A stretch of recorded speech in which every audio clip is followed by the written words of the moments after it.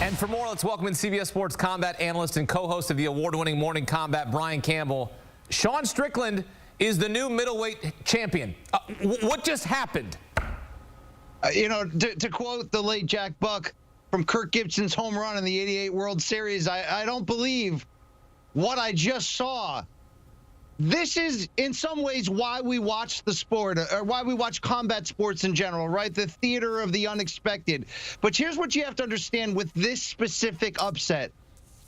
You can't write this. This isn't Leon Edwards knocking out Kamaru Usman with a fifth-round head kick. This isn't even Holly Holm overwhelming Ronda Rousey, or even Matt Serra knocking out George St. Pierre. These are the short list items for the biggest upsets in UFC history.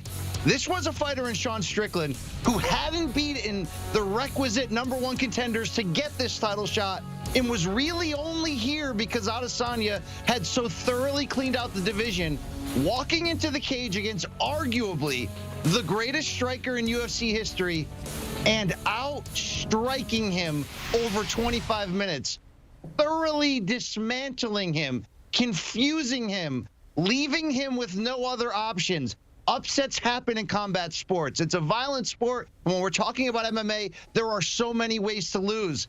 This wasn't an errant punch, a head kick, a fluke, a cut. This was the very definition of the old cliche that we always talk about in boxing. Styles make fights. Sean Strickland stood in front of Adesanya for the entire fight, backed him up to the warning track of the octagon around the circle of the cage, and constantly pressured him with what? Wild punches? No.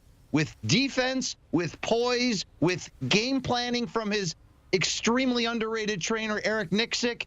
And we saw Sean Strickland, who had gone 5 championship rounds in 4 of his last 6 fights, break off the performance, not just of his career.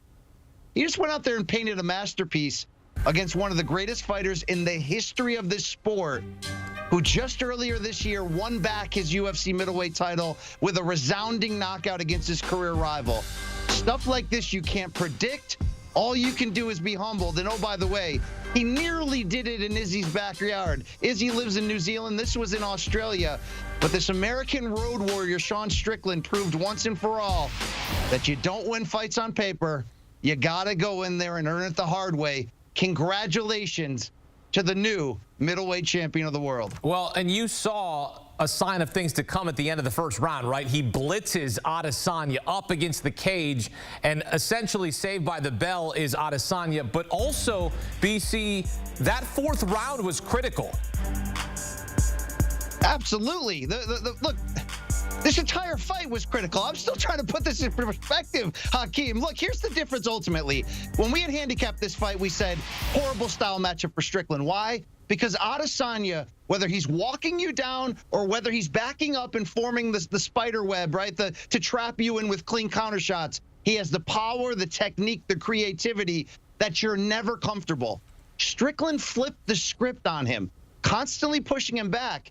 Only it was the defense of Sean Strickland, using a modified Philly shell boxing style that we've seen Floyd Mayweather do a million times. It's so hard to pull off. Shoulders high, defense high, and he bamboozled the most creative, incredible striker we've ever seen. Nearly knocked him out to end round 1, and then peaked in the championship rounds to back up, to swell the left eye of Adesanya.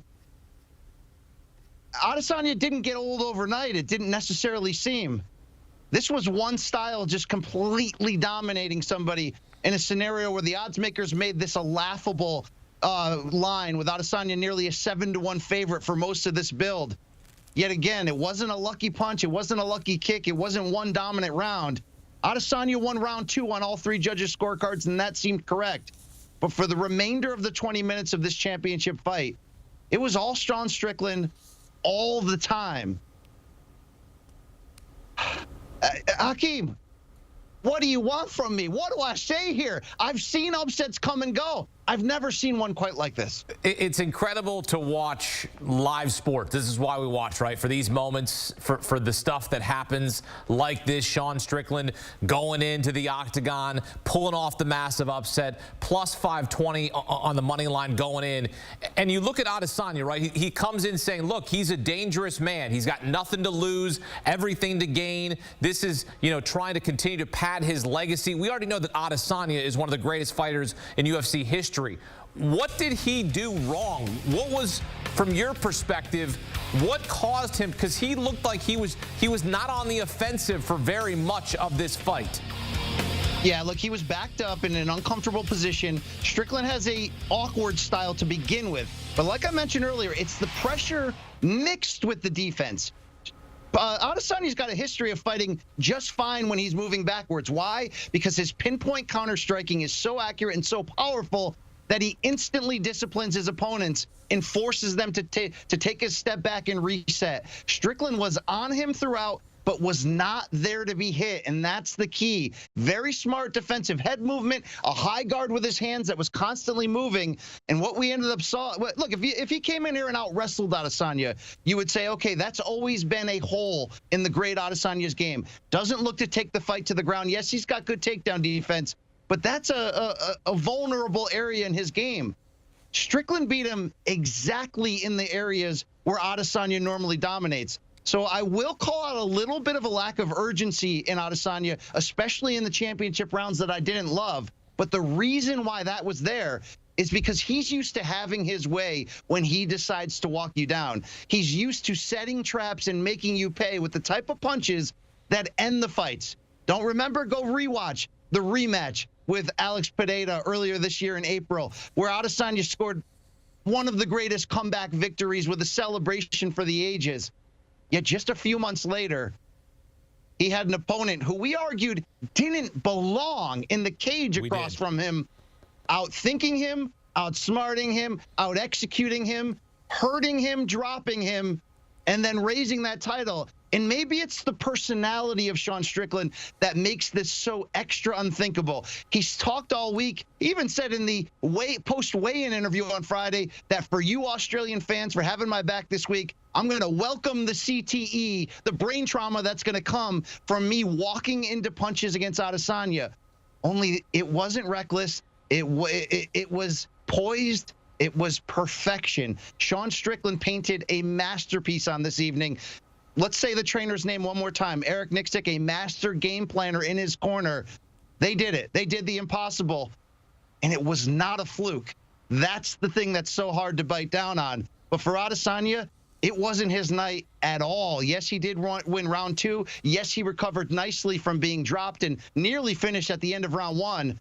But he was never able to recover from the shock of that and never able to put his offense in first gear to force Sean Strickland to take backward steps. And when you have somebody pressuring you who has defensive responsibility and a gas tank for days like Strickland does, you can be a sneaky out. I just want to remind people, Strickland's a guy without a dominant wrestling game, without one-punch knockout power, but what we underestimated was his poise. And while he fooled us saying he was going to go out there and go for the knockout, his execution on the big stage, on the road in Australia when it mattered most, was championship level execution.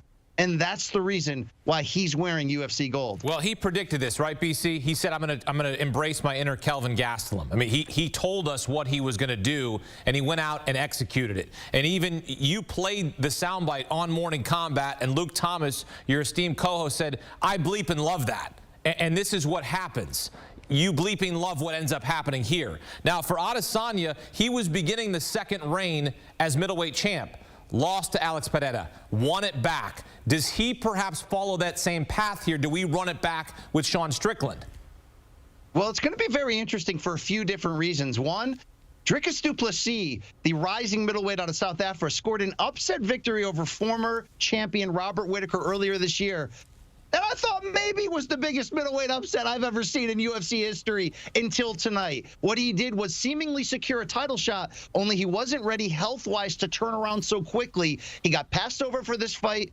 And there's a feeling that rising stud Khamzat Chimaev, who is now officially moved up to middleweight and has a big fight coming up against Paulo Costa, could be next in line with a big win. If you're UFC, we have seen in recent history sort of the benefit of the doubt given to long reigning champions to give them that immediate rematch when they lose. I think the difference in this case was Israel Adesanya just lost his belt a year ago. Yes, he won it back in that incredible rematch, but it might be time for new blood to be served here at middleweight. Khamzat Chimaev looks like a future star, almost face of the franchise if he can break through and get to the title level. I mentioned Dricus du Plessis. It may be time for the new guard to take over because Sean Strickland, once again, not a fluke victory, not a lucky punch and knockout, a 25-minute audit of what used to make Israel Adesanya so great. In my opinion, when you are beaten that thoroughly, you don't deserve an immediate rematch, really, no matter who you are. Sean Strickland, in his first UFC title bout, wins the title. The new middleweight champion upsetting Israel Adesanya. Brian Campbell breaking it down for us here on CBS Sports HQ. BC, thanks. Morning Combat, winners of Best MMA Programming 2 years running, looking for a three-peat. And you can scan the QR code on your screen right now to vote. Morning Combat with Luke Thomas and Brian Campbell. Vote and follow today.